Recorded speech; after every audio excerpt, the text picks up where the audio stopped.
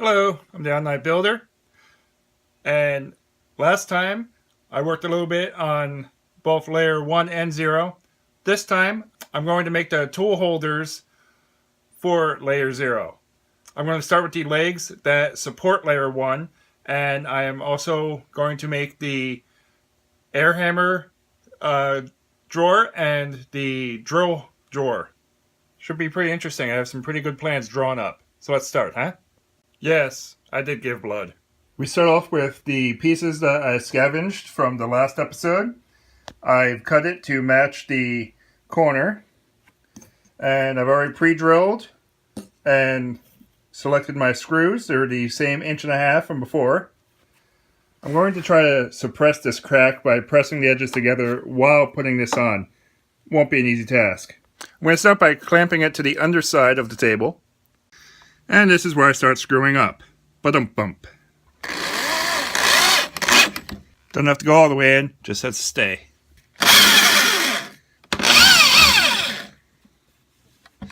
And it ain't going anywhere now. Alright, I'm going to try to suppress the crack. It's only going to be about, looks like a 1/16 of an inch, but it's better than nothing. Yeah, penetrate the surface a little bit. But nothing that's too in the way. Besides, there's going to be something that sits on top. I've pre-drilled a couple of pocket holes. This is the top. This here and here is going to be for the bottom. Off to a good start, huh? A little screwing in later, and we have a leg. And it supports pretty well. Now on to the drawer. For those of you that follow me on Maker Amino, first off, hey! Second, the design that I posted on there of the simplistic drawer, I'm actually going to be doing that because it seemed like it worked the best and I didn't have to use up a lot of my palette pieces. So, for those who aren't on Maker Amino, well, why the hell not? Second, let me show you what I have here. Alright, so here's the main design. It's going to have the underneath sliders.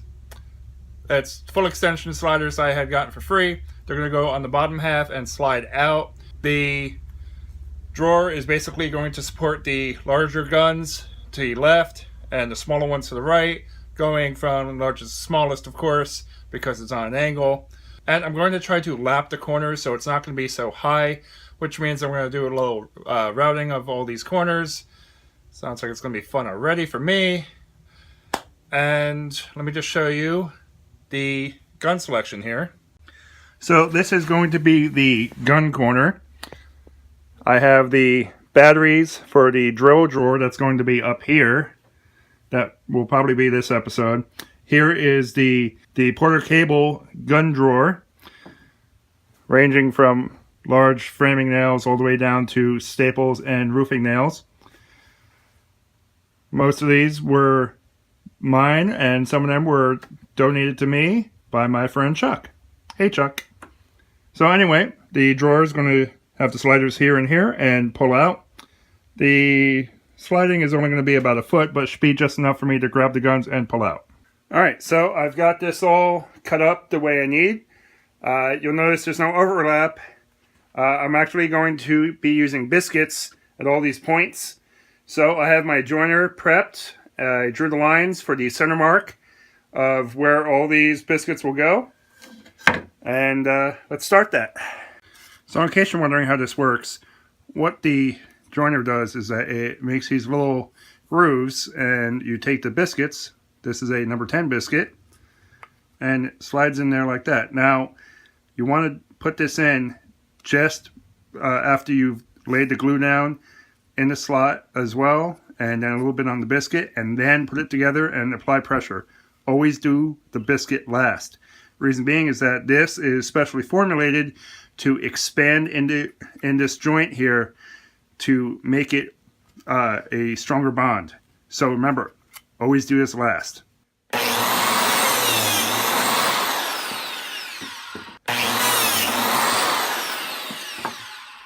Alright, now that I've placed the biscuits, you can see it's seamless. So now it's time for glue. So you're probably saying, hold on, what about the slides? Well, yes, the pieces were going to go here and here for these slides. Well, I decided to change it up a bit. The slides are going to go on the edges here, just like that. So the screw holes will line up on here. I'll router down some pockets for these, and it'll work fine. I just didn't feel like it needed more in between. Besides the fact I'm going to be having the braces in between holding up the guns, it's just more stuff to get in the way. Alright, let's start gluing.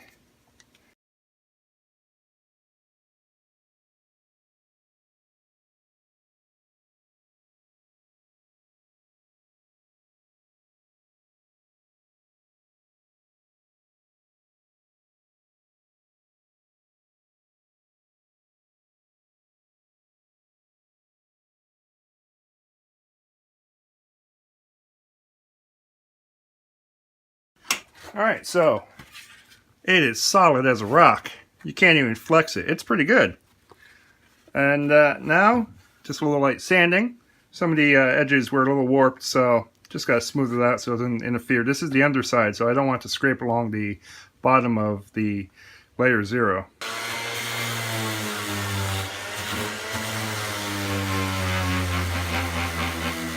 It's not too bad.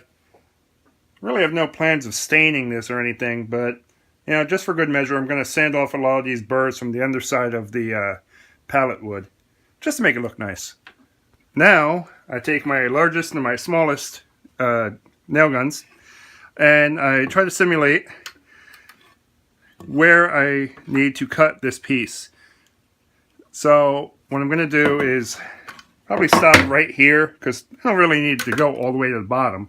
I just need to hold the top. So I'll probably stop right where this mid brace is, and I'll probably keep the same size because, you know, less cutting. And I'll just notch it out for here just for that extra comfort and fit. As for the other end, I'll probably just do the same thing. Notch it out just a little bit for the tank. You know, it's easy. So I did a quick mock-up of a holster for the largest of my nail guns. Hopefully you can hear me over all the rain hitting the roof. I really didn't want to put it on camera in case it failed.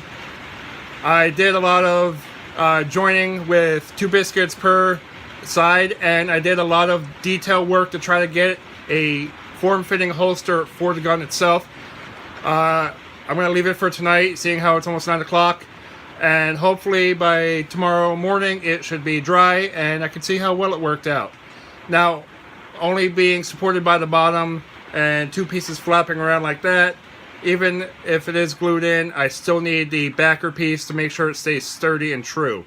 So I am going to continue with that after I'm done putting up all the pieces. So the brackets for the air hammers really need a lot of customization. The air tanks up above really make it difficult when you're trying to set them next to each other. I could put wider brackets in, or I could just make them slimmer and more customized to the bottom half. This is why usually when people make compartments for these, they just make square boxes that'll fit the size of the tank and just leave it at that. I'm making a drawer. Could I have done it like that? Yeah, maybe, but I don't want to do that. Why be like everyone else, right? Here is the first nail guns holster. As you can see, it stands up pretty well.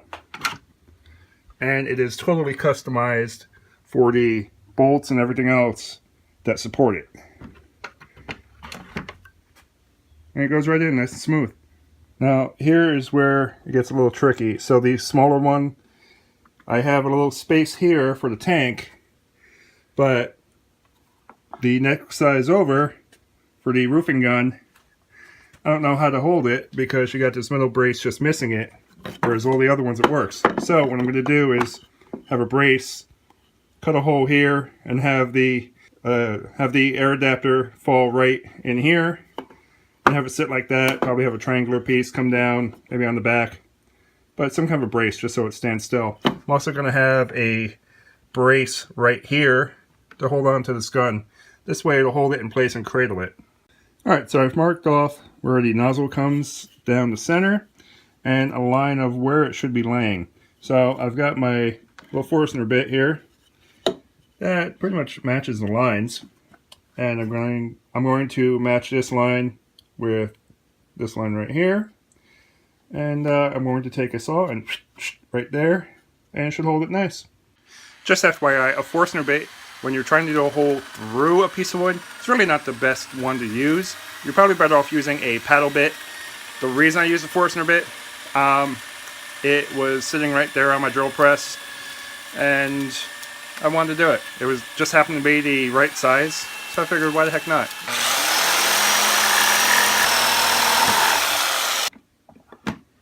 And just like that, it sits nicely. This is the great part about using pallet lumber. As you can see, it's curved pretty bad. So I just used the next piece down from the cut of the original board, and it happens to have the same curve. So I don't have to worry about matching the edge or anything like that. Just keep that in mind if you ever use pallet wood for a project. I notched this area here for the radius of the nails. I did that by just putting it underneath my radial saw there and just lightly cutting the area. Not going too deep, just trying to keep it nice and consistent, and it worked out pretty well. I'm not going to glue that particular bracket down just yet. What I'm going to do is make all the other brackets, make the biscuit holes and all that, and then glue it. It'll take me a little longer that way, but I don't have to worry about the joiner getting into a tighter spot than it normally would be. Now that I've made some progress, you can see I have pretty much a box for each gun. This is the specially made one to support it, where it's not really a box. They're all kind of similar in that way, where they support it. This one here was scrap, and I actually might just scrap the idea as it is, depending on how it acts when it's done drying. I'm not very impressed. It was scrap wood, but the rest of them seem to work pretty well. I also took the time to take some scrap wood, and instead of gluing it on, due to the thinness of the material, I pre-drilled some very narrow holes and tossed a couple of bronze nails in there. So, should work just fine. And I have finally completed the main drawer. As you can see, they all have their little compartments. Nice front to it. And they all fit nice and snug. This one needs a little adjustment, a little higher in the back end here. But when the drawer moves, they really don't. So, it does slide back and forth. A little heavy. Probably could use a little lithium grease. But the ultimate problem lies in the bottom of this saw. The original bracket for it is these plastic feet. Since it's going to be in this rig, I really don't need these anymore. So I have to figure out how to still maintain the functionality of this front piece and get rid of the back. Most likely it'll be in little struts going up towards the screw holes that are in the metal base up here.